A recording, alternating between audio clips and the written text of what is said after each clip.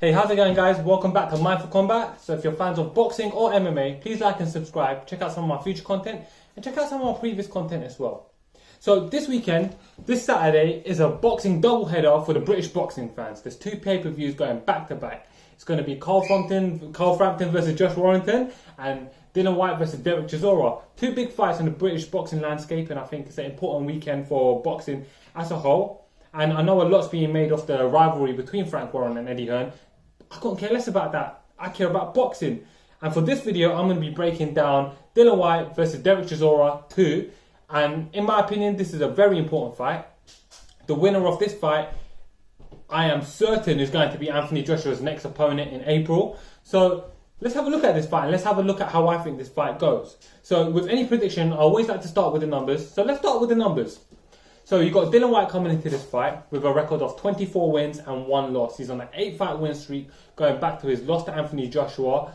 And he's at a peak of his momentum, you can say. So he's coming off some huge wins, and we're going to go into that in a bit more detail. Dereck Chisora, on the other hand, coming into this is 29-8. He's on a 2-fight win streak, but he's also riding a lot for momentum because he's coming off that knockout win over Carlos Takam in an exciting, incredible fight. And I think that's going to bring him into this fight with a lot of positive vibes about him. So it's a very exciting fight for a lot of reasons. Now their ages. So Dillian Whyte coming into this fight, he's 30 years old. He's 4 years younger than Dereck Chisora. Actually, maybe 5 years younger because Dereck Chisora is going to be 35 in January. And I think that's a relevant figure to bear in mind because it's about the age where fighters start to decline. And also, Dereck Chisora is a battle-worn fighter. It's not like he's fresh. It's not like a fresh young buck. He's not like a fighter who's maybe 35 but only started boxing at 30. Like, for example, Joy Joyce will be in a couple of years. He's been fighting for a very long time. He's been there with a lot of big names. So I think that's going to play out in this fight. Dillian Whyte has a 78-inch reach, so he's going to have a 4-inch reach advantage over Dereck Chisora, who's got a 74-inch reach. Dillian Whyte is 6'4", and Dereck Chisora is 6'1.5". So he's going to have about a 2.5-inch height advantage as well. So that's something that bears considering. Let's look at some of their key wins. So I think for Dillian Whyte, when you're thinking about his key wins, you're talking about his most recent win streak. And he's coming over wins over European champion Robert Helenius. He's taken out Lucas Brown, who was the WBA regular heavyweight champion. He's taken out Joseph Parker in his most recent fight, in what was an incredible fight. He's riding a good wave. He's also beaten Dereck Chisora in this run, so that's good. And he's beaten Dave Allen. And, you know, here in England, we love Dave Allen, so I'm going to give him that one. That's a good win. And then Dereck Chisora, on the other hand, he's coming off probably his career biggest win over Carlos Takam. He surprised everyone and knocked out Malik Scott way back when Malik Scott was thought to be a future contender.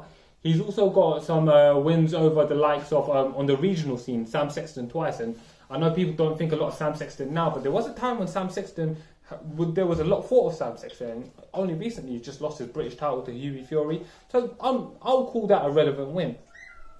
Coming into this fight now, a lot of it is being made of their last fight. Now, I think it does bear considering their last fight. I felt like the last fight could have gone to Dereck Chisora. It was a back and forth war. It was a really, really exciting fight. But let's be honest about it. It was a slugfest.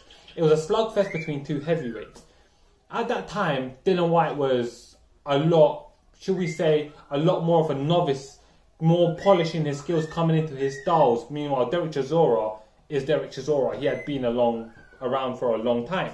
So in that fight, I feel like Dereck Chisora was able to make it the fight that he needed it to be able to get the win, and he had some great moments. Dillian Whyte, in the end, he managed to pull through. He came through and he was awarded a decision, a controversial decision, but it's very interesting. Now, a lot of people are looking at that fight and thinking, well, okay, that's going to give us some idea of how this fight's going to play out. I don't see that as being the case.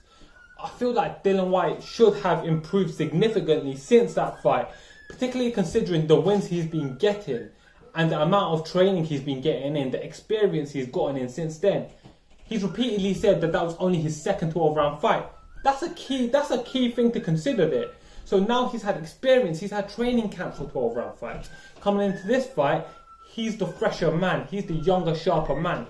a lot of people are very excited about this win over Carlos Takam that Dereck Chisora got. But if I'm honest about this, Carlos Takam provided a stylistic opponent that whilst he was ranked, he ain't the biggest heavyweight. He likes to fight in close. And he likes to get into those messy kind of fights. So a lot of people were really high on Carlos Takam because he done well against Anthony Joshua. But I don't see that as being a incredible win. I never even considered that an upset. I actually had Dereck Chisora win that fight going in. So that being said, I feel like what we're going to see is Dillian Whyte come out, be sharper, be smoother, be much more technical, and he's going to deliver a much more well-rounded and polished performance. I think if at this stage of Dillian Whyte's career he doesn't come out and get a dominant victory over Dereck Chisora, not necessarily a knockout, a decision will suffice. If he doesn't come out here and get in that work and look like the dominant commodity, I'll be very surprised. I'm predicting Dillian Whyte to get a nice clean decision. Maybe Dereck Chisora being Dereck Chisora will have his moments. And quite honestly, I don't think this will be the end for Dereck Chisora. I feel like Dereck Chisora plays a key role in the regional scene, or like he's almost a gatekeeper to the international scene. And there's no shame in that. I know a lot of people are talking about how he signed with David Haye and how David Haye should have reinvigorated his career. I feel like it may be too little too late. Maybe he's taken too much damage. He's been in too many wars.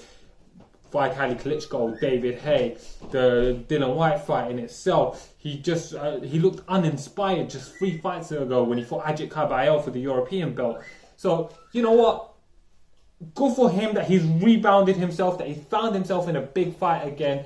But I'm going to go with Dillian Whyte. So guys, please leave a message in the comments and let me know how you think the fight's going to go. And subscribe to my channel, Mindful Combat. Thank you.